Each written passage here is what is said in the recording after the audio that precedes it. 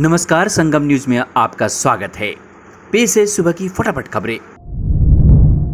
वित्त मंत्री निर्मला सीतारमण की अध्यक्षता में जीएसटी परिषद की बैठक हुई। बैठक में कोविड-19 से संबंधित जरूरी सामान तथा ब्लैक फंगस के दबावों पर कर कटौती पर विचार किया गया। बैठक के बाद वित्त मंत्री निर्मला सीतारमण ने कहा कि जीएसटी परिषद ने रेमडेसिविर पर कर की दर को 12% से घटाकर 5% करने की सहमति दी है। भारत बायोटेक ने कहा है कि उसके द्वारा विकसित स्वदेशी कोविड-19 टीका कोवैक्सीन के वैज्ञानिक मानक और प्रतिबद्धता पारदर्शी हैं और अब तक कंपनी टीके की सुरक्षा और प्रभाव को लेकर 9 अनुसंधान पत्र प्रकाशित कर चुके हैं। अकादमी जनरल प्रमुख समीक्षकों NIV, ICMR अनुसंधानकर्ता और वैज्ञानिकों ने 9 अध्ययन एवं आंकड़े प्रकाशित किए हैं। बिहार के मुख्यमंत्री नीतीश कुमार की पार्टी जनता दल यूनाइटेड ने कहा है कि केंद्रीय मंत्रिपरिषद में राजग के भागीदारों को सम्मानित हिस्सा मिलना चाहिए।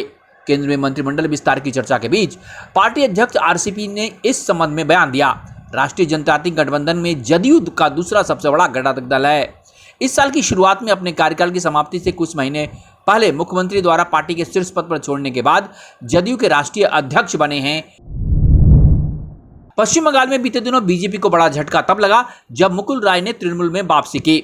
बीजेपी नेता राजीव बनर्जी टीएमसी नेता कुणाल घोष से मुलाकात की है। राजीव बनर्जी ने टीएमसी नेता कुणाल घोष के घर पहुंचे और दोनों के बीच बैठक हुई। ऐसा माना जा रहा है कि अब ये भी घर वापसी करेंगे।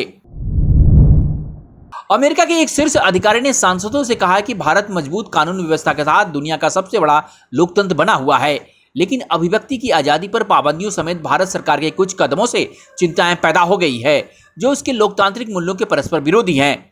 दक्षिण और मध्य एशिया के लिए कार्यवाहक सहायक विदेश मंत्री डीन थॉमसन ने एशिया मध्य एशिया पर सदन की विशेष मामलों के उप समिति की हिंद प्रशांत क्षेत्र में लोकतंत्र की सुनवाई के दौरान ये टिप्पणियां की।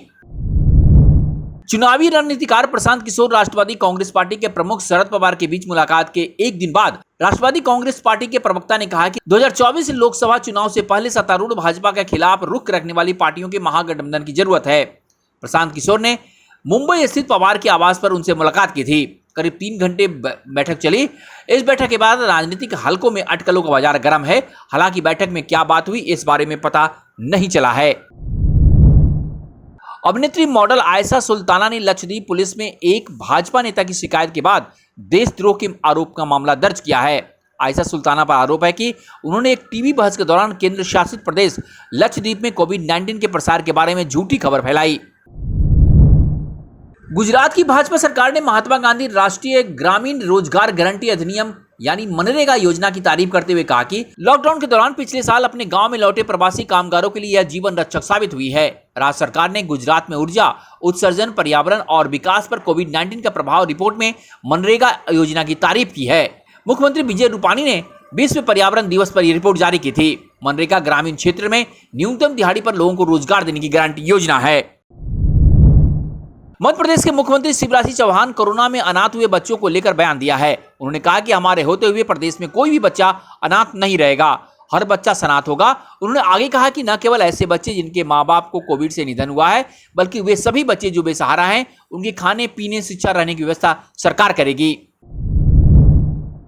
कांग्रेस की सरकार बनने पर जम्मू कश्मीर में अनुच्छेद 370 की बहाली को लेकर दिए गए कांग्रेस नेता दिग्विजय सिंह के बयान पर हंगामा मचा है। भाजपा ने इसे मुद्दा बनाते हुए कांग्रेस पर निशाना साधा है।